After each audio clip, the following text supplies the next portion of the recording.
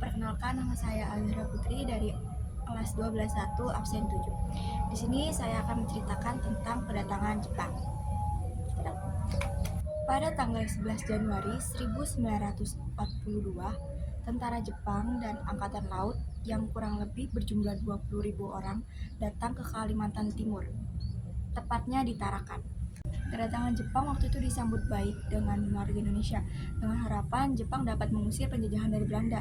Faktor yang mempengaruhi pemikiran tersebut karena waktu itu Belanda yang menang melawan Rusia. Hal tersebut membuat Jepang menjadi satu-satunya negara di benua Asia yang dapat mengalahkan bangsa Barat. Penyebab utama kedatangan Jepang ke Indonesia adalah Jepang mengincar sumber daya alam milik Indonesia seperti minyak bumi, gas, logam, dan lain-lain. Selain itu, Jepang juga mengincar sumber daya manusia untuk menjadi pasukan tambahan Jepang dalam Perang Dunia Kedua.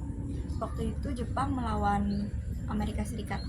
Setelah membuat perjanjian dengan tentara Belanda yang saat itu masih menduduki Indonesia, Jepang menyebarkan propaganda 3A dengan tujuan membangun kepercayaan bangsa Indonesia terhadap Jepang. Isi propaganda yaitu mengklaim bahwa Jepang mengobarkan Perang Asia Raya Timur untuk membebaskan seluruh Asia dari penjajahan bangsa Barat.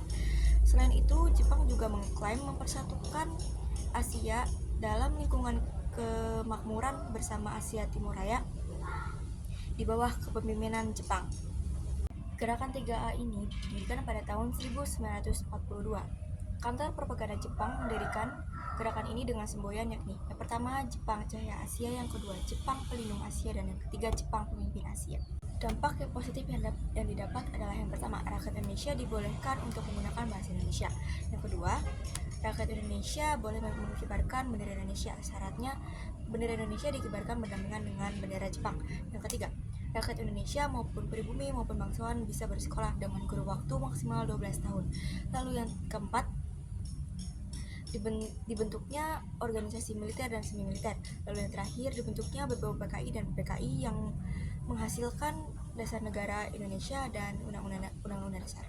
Terdapat dampak negatif juga yang didapat. Yang pertama, adanya budaya saikere atau menyembah matahari yang dari awal mendapat pertentangan dari pemeluk agama Islam.